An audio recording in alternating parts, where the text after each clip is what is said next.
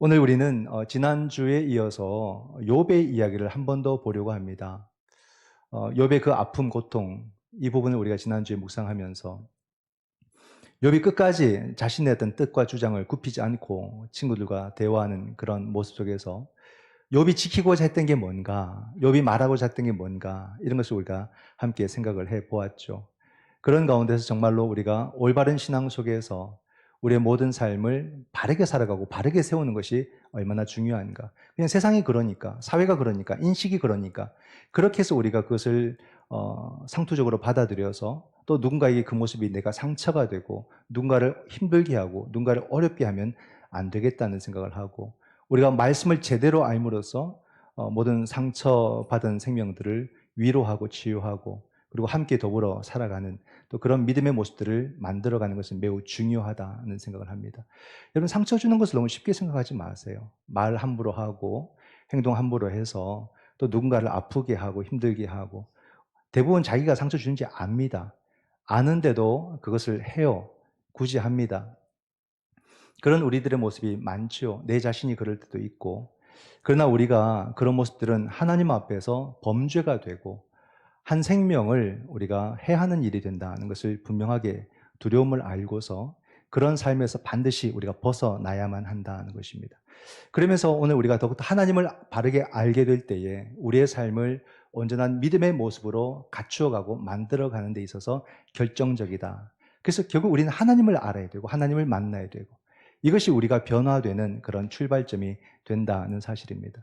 오늘 욥의 이야기를 다루려는 것도 욥이 결국에는 끝 마무리 가서 회개를 하거든요. 욥이 바뀐 거예요. 다른 사람이 바뀐 게 아니라 욥이 바뀐 거예요. 욥이 왜 바뀌었느냐? 이걸 우리가 함께 묵상을 해 보려고 합니다. 욥기는 제가 자주 말씀드리죠. 필요 이상으로 긴 책이라고. 그죠? 42장까지 됩니다.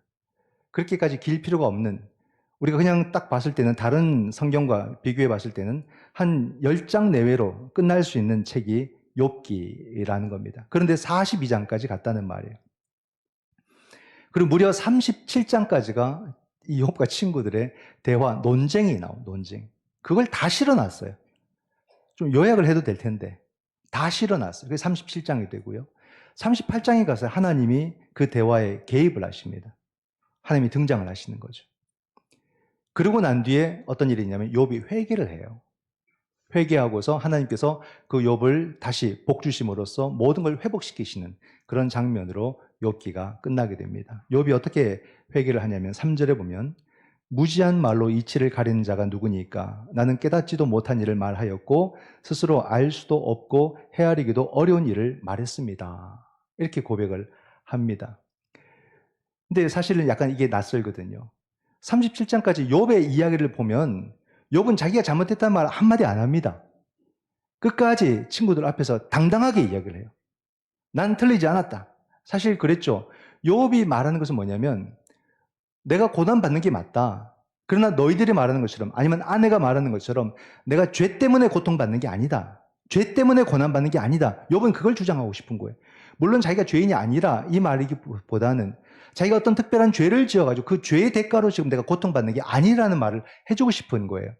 지금 내 몸이, 내 마음이 무너지고 고통받는 것도 너무 힘든데 이걸 또한 죄값이라고 말하니까 내가 견디기가 어렵고 더 이상 내가 어떻게 버틸 힘이 없다는 거예요. 그렇게 말하지 말아달라는 거죠. 내가 지금 이렇게 고통받는 것은 인생은 누구나 다 이러한 상황에 놓일 수 있다는 말입니다. 우리가 죄를 안 지어도 인생이라는 것이 그래요. 인생은 항상 우리가 감당할 수 없는 그런 힘든 시간들을 겪게 된다는 거예요. 이게 참 두렵죠. 이런 걸 좀 안 겪고 살고 싶은데 반드시 겪어요. 정말 나는 평생에 이런 고통을 안 겪었다 해도 반드시 한 번은 겪는다 하잖아요. 우리가 죽을 때. 자신의 죽음의 시간을 우리는 받아들인다는 것이 쉽지 않아요. 아, 이제 내가 끝이구나. 그런 시간, 그런 아픔, 그런 순간을 맞이한다는 것은 결코 쉽지 않습니다. 이러한 순간들을 우리는 맞이하게 될 텐데 그런 고통의 시간 속에서 자꾸 그 시간이 정죄의 시간이 되고 비난과 비판의 시간이 된다면 우리는 그 고통과 아픔을 어떻게 이겨내겠습니까? 그렇게 해서 고난을 이겨낼 수 있는 것은 아니다. 인생은 우리 삶 속에서 원하지 않는 고난과 고통의 시간을 우리는 겪을 때가 많고, 물론 내가 잘못해서 겪는 것도 있겠지만은 그러지 않는 경우도 무수히 많기 때문에 우리가 남의 아픔과 남의 고통을 쉽게 해석하지도 말고 평가하지도 말고 말하지도 말라는 겁니다. 그 시간은 우리가 함께 그냥 기도할 뿐이지, 입을 다물고 함께 기도하는 것이 그 생명을 위한 것이지, 무수한 말로 그 고난의 시간을 가중하는 것은 하나님 앞에서 범죄가 된다는 것을 우리가 알아야 됩니다. 그러나 욥은 그런 시간 속에서 자기가 했던 말들을 회개하는 거예요. 근데 6절에 보면 더 회개합니다. 그러므로 내가 스스로 거두어 드리고 티끌과 제 가운데서 회개하나이다. 우리가 이럴 때가 있지 않습니까? 우리가 보면 한 번씩 막 강하게 막 세게 주장할 때가 있어요. 그런 거 보면 자기가 옳다고 생각하기 때문에 그렇거든요. 내가 옳다고 생각하는 것, 내가 맞다고 생각하는 것, 내가 봤다고 생각하는 것은 사람들은 확신을 갖고 강하게 얘기를 해요. 아주 막 세게 주장을 합니다. 나중에 막 화도 내요.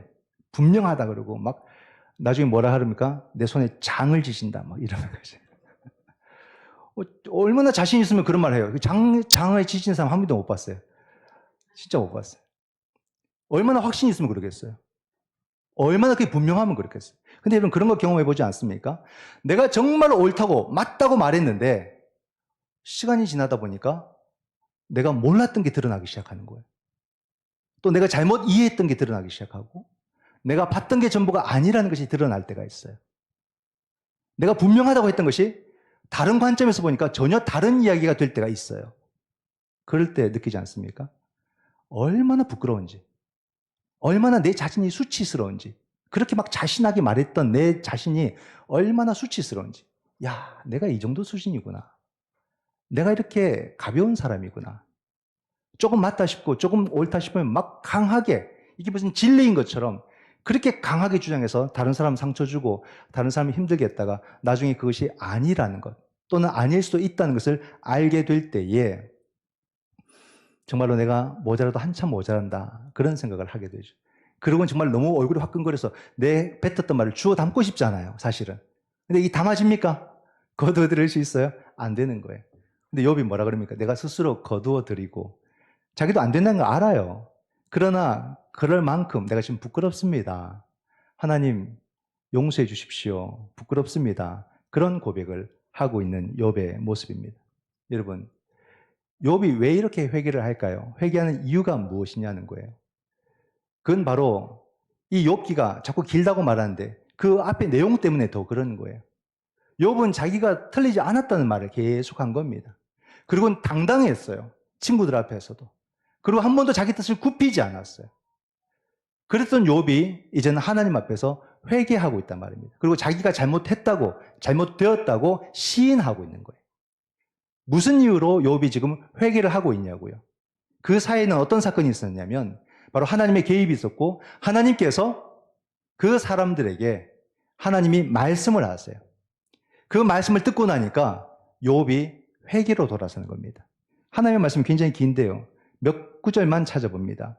38장 4절을 보면 내가 땅에 기초를 놓을 때 너가 어디 있었느냐? 내가 깨달아 알았거든 말할지니라. 39장 19절에 말의 힘을 내가 주었느냐? 그 목에 흩날리는 갈기를 내가 입혔느냐?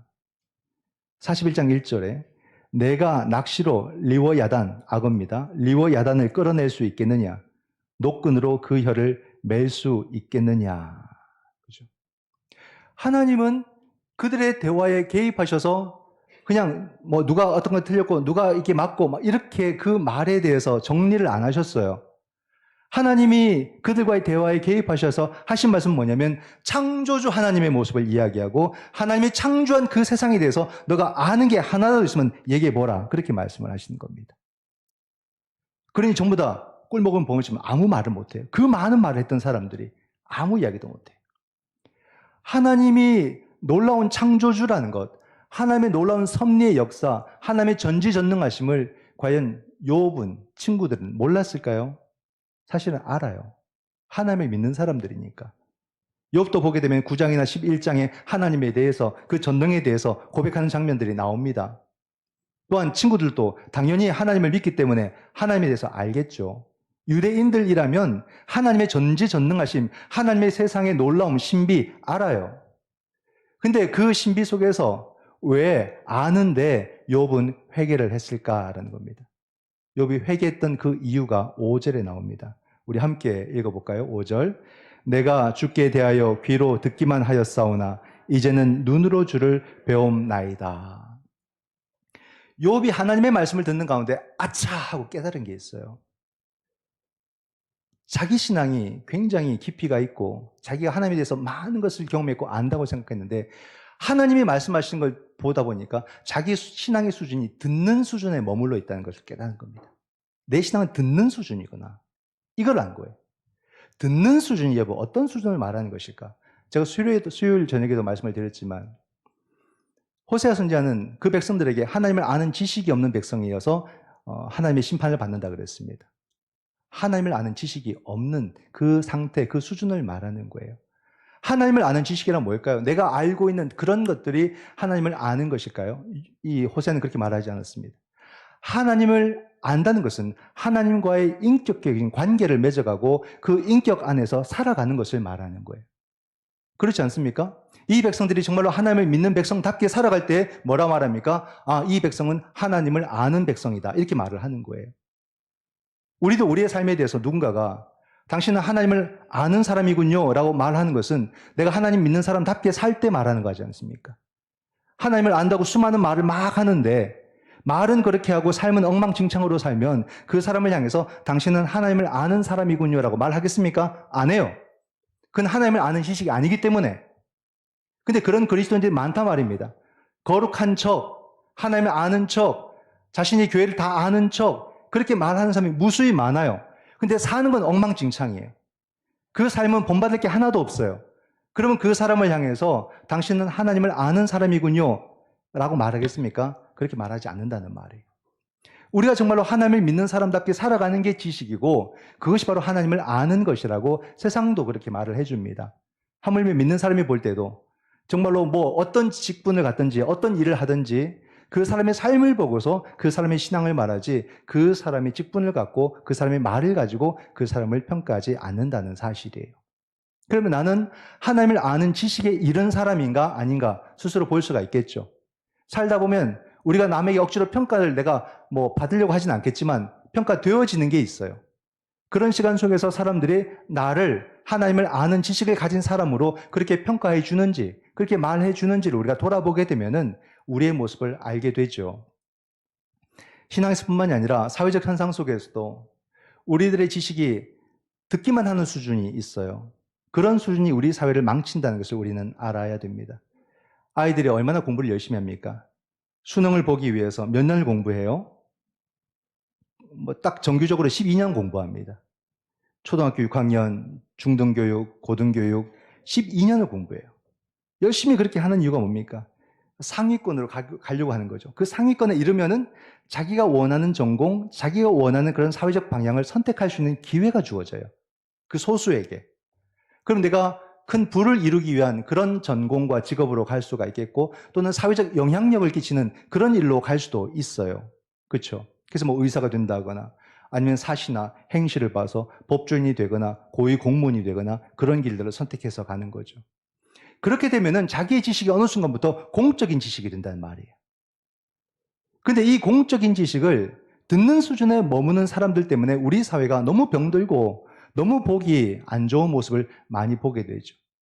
그 지식을, 공적인 지식을 듣는 수준에 머무게 될 때는 자기의 부를 위한 것이 되고 자기 성공을 위한 것이 되고 권력을 위해서 남용되고 이용되는 그런 지식이 되고 만다는 것을 우리가 보지 않습니까? 나름 젊은 사람들인데도 그 지위에서 나쁜 것을 배워가지고 그 지식을 그런 식으로 사용하게 될 때에 우리 사회를 얼마나 병들게 하는지 우리는 뉴스를 통해서 얼마든지 보잖아요. 나쁜 것만 배운 거예요. 아주 못된 것만 배운 거예요. 그렇게 해서 그 지식이 자기를 위한 또는 사적인 그런 지식과 능력이 되도록 만들어버린 거죠. 부패하게 되는 겁니다. 지식이 그렇게 머물게 되면 반드시 부패하게 되어 있어요. 공적인 지식이나 공적인 알미라는 것은 결국에는 국민을 위한 것이 되고 나라를 위한 것이 되어야만 하는 것이고 그런 정신도 함께 가져야 되는 거예요. 내가 나의 개인적인 직업군으로서 일을 하고 또 뭔가를 한다고 하지만 그것이 공적인 영역 속에 다 있다는 것을 알아야 되고 그 영역 속에서 내가 해야 될 그런 책임과 또 그런 자세가 있다는 겁니다. 그럴 때에 그 지식은 지혜가 되는 거예요. 그 지식이 더 나아가서 이 사회를 아름답게 만들고 건강하게 만드는 지혜로까지 나아갈 수 있느냐? 이런 문제라는 말입니다. 자기 중심적으로 생각한다면 절대 그 지식이 지혜로 나갈 수가 없어요. 변질되고 마는 거죠. 그러나 우리 사회 속에서도 듣는 수준에 머물러 버리는 지식이 너무 많아서 오늘 우리 사회를 이토록 힘들게 하고 병들게 하고 아파하는 게 아닌가라는 겁니다. 그리스도인도 마찬가지입니다. 한국교회가 예수 그리스도를 알기 위해서 얼마나 많은 노력을 했고 우리만큼 열심을 가진 특심을 가진 그런 나라도 없을 거예요. 많은 제자 훈련도 했고 막 기도 훈련도 했고 전도 훈련도 했고 말씀 교육 훈련도 했고 다양한 것을 했습니다. 근데 그 결과가 대부분은 머리가 커진 거예요.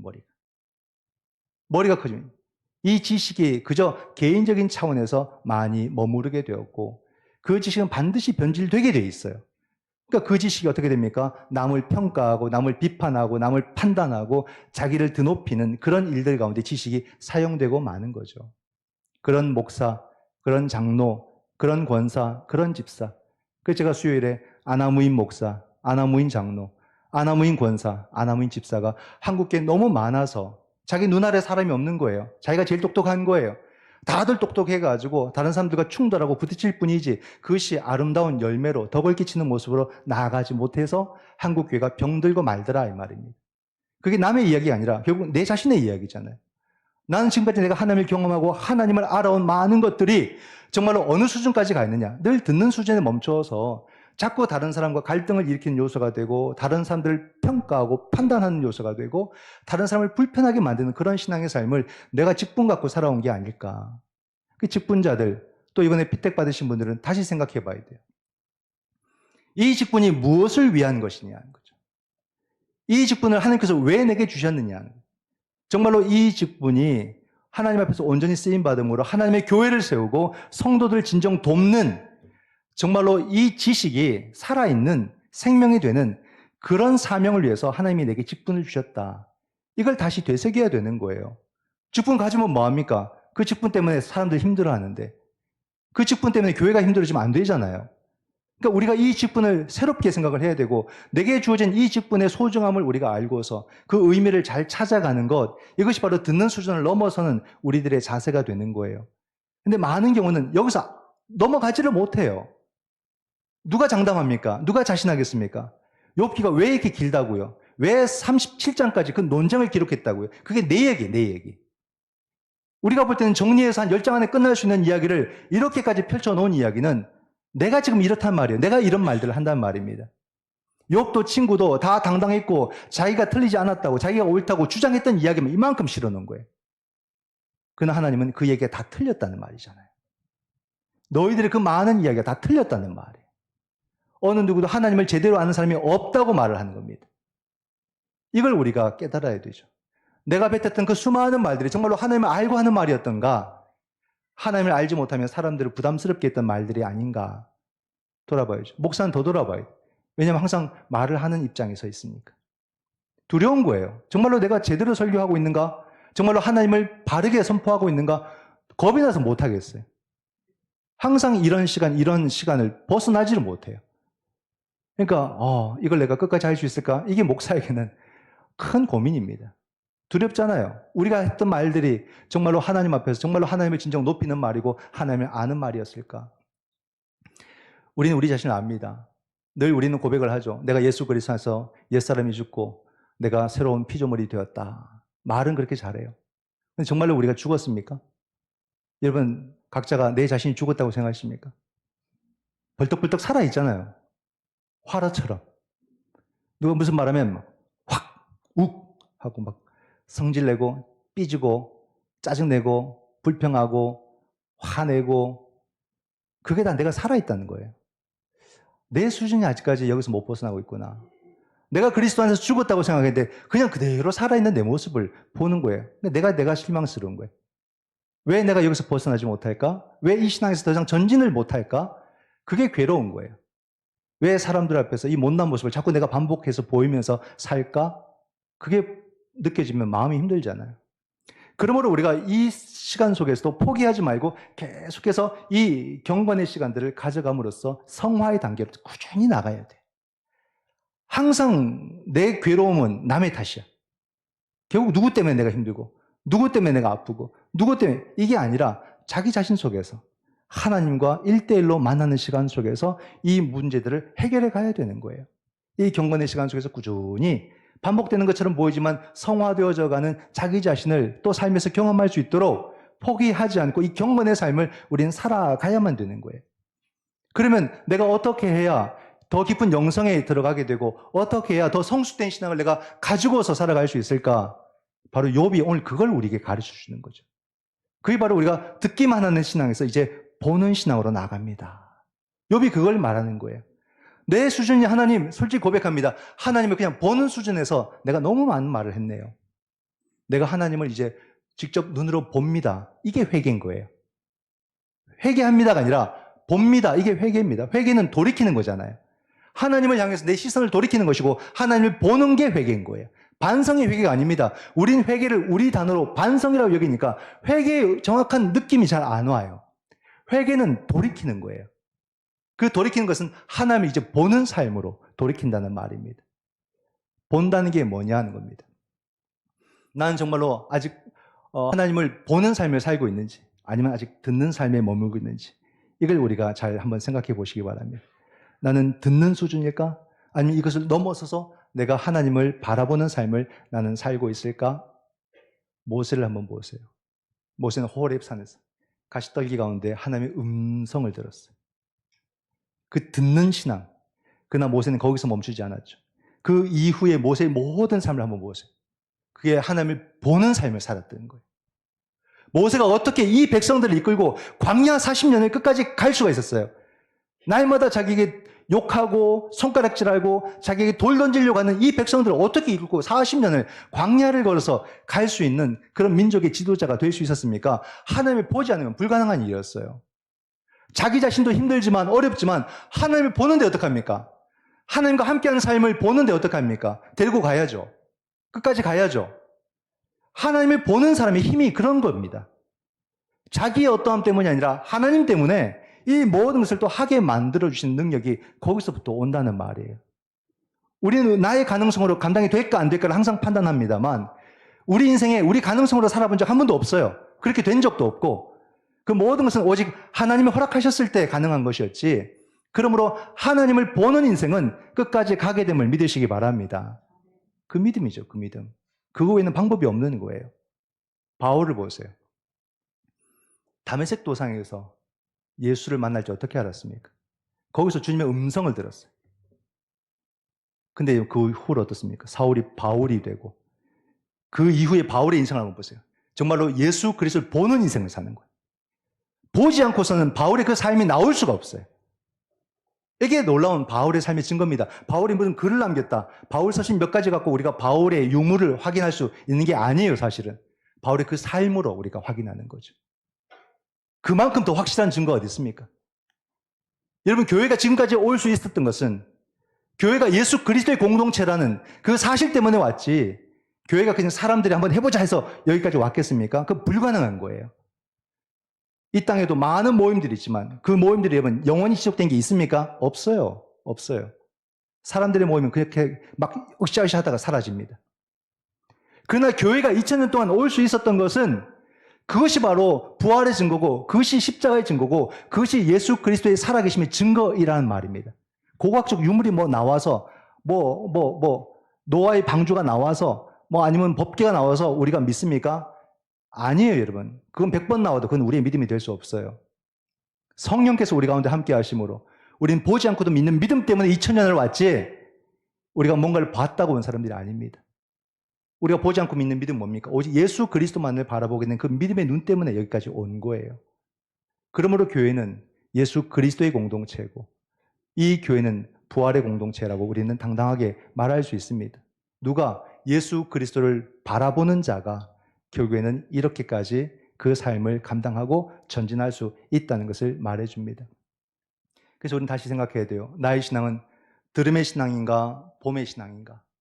우리가 듣는 데서 시작하지만 우리는 반드시 보는 데로 나가야 됩니다. 예수 그리스도를 바라보는 삶으로 나가야 돼요. 우리를 그리스도인이라 말하잖아요. 그리스도인은 어떤 사람들입니까? 예수 그리스도를 보고 싶어하는 사람. 그리스도인은 누구를 말합니까? 예수 그리스도 앞에서 회개하고 싶어하는 사람이에요. 누구 앞에서 회개하고 싶지 않아요? 우리 주 예수 그리스도 앞에서 회개하고 싶어요. 그 주님이 보고 싶어요. 생명이 여기 있다, 구원이 저기 있다 말하고 싶지 않아요. 예수 그리스도에게 생명이 있고 예수 그리스도에게 구원이 있다고 믿기 때문에 그분 앞에서 회개하고 싶어요. 이게 그리스도인인 거예요. 그분을 향하고 그분을 바라보고 그분 앞에서 회개하고 그게 내 삶의 소원이고 그게 내 삶의 전부라고 고백하고 싶은 거죠. 이 믿음. 이것만이 우리를 바르게 세워주지 그 무엇이 우리를 바르게 세워줄 수 있겠습니까? 신약에서도 예수 그리스도를 바라본 많은 증인들이 있어요. 내가 이제 눈으로 귀로만 듣기만 하다가 내가 눈으로 주를 배움나이다. 많은 사람들이 신약에서 주옥 같은 인물들이 많이 나오는데 대표적인 사람 두 사람을 꼽는다면 요한과 바울. 요한은 요한복음으로 예수 그리스도를 바라보는 삶을 살았다. 또 우리 공동체가 예수 그리스도를 바라보며 살았다. 이걸 고백을 합니다. 빌립이 예수님에게 그런 질문을 해요. 주여, 아버지를 우리에게 보여주소서. 갑자기 뜬금없이 그렇게 이야기합니다. 그때 주님께서 빌립에게 이런 말씀을 했다고 요한이 증언합니다. 요한복음 14장 9절에 빌립아, 내가 이렇게 오래 너희와 함께 있으되 너가 나를 알지 못하느냐? 나를 본 자는 아버지를 보았거늘 어찌해서 아버지를 보이라 하느냐? 이 요한이 이렇게 기록했다는 것은요, 그 요한 공동체가 결국에는 예수 그리스도를 통해서 하나님을 보았다라고 고백하는 공동체였다. 그렇게 되었다. 이 말이에요. 더 나아가서 그 예수 그리스도를 하나님으로 바라보는 공동체가 초대교회였다라고 요한이 이렇게 소개를 해주고 있는 겁니다. 얼마나 귀합니까? 시대를 2000년을 거슬러 가도 그들은 정말로 번뜩번뜩 살아있는 믿음을 가진 사람들, 그런 공동체였다는 것을 말해주죠. 바울이 고린도 후서에서 이렇게 말합니다. 4장 6절에 어두운 데에 빛이 비치라 말씀하셨던 그 하나님께서 예수 그리스도의 얼굴에 있는 하나님의 영광을 아는 빛을 우리 마음에 비추셨느니라.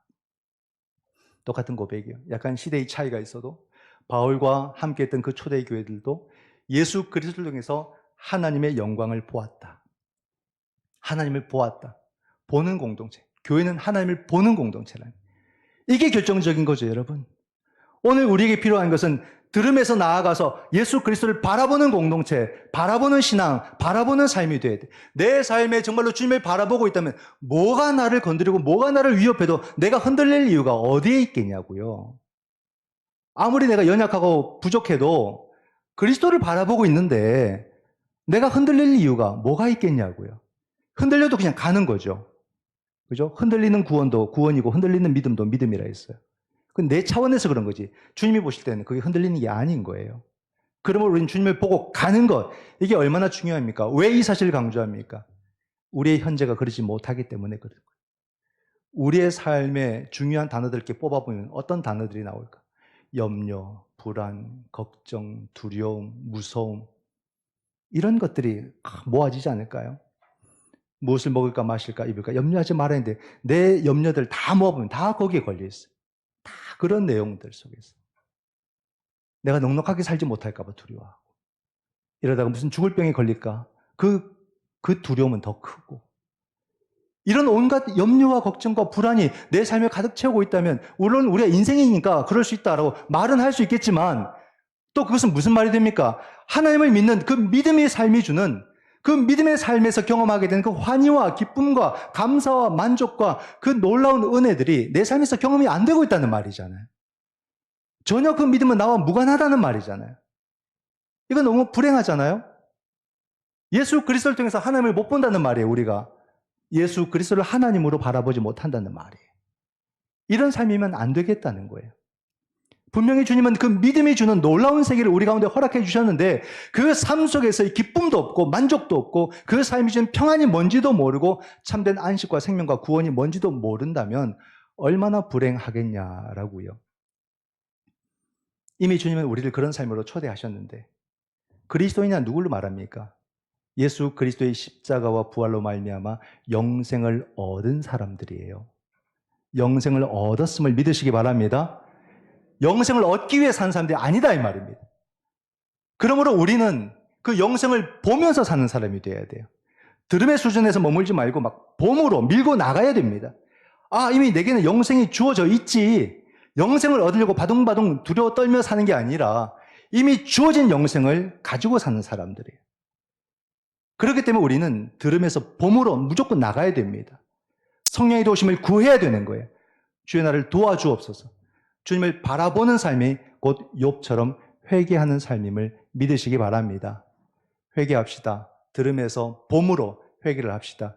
그럴 때 저와 여러분의 삶 속에 이제는 안위가 있고 안식이 있고 위로가 있고 치유가 있고 생명이 있고 구원이 함께 하시기를 주님의 이름으로 축원드립니다. 아멘. 기도하겠습니다.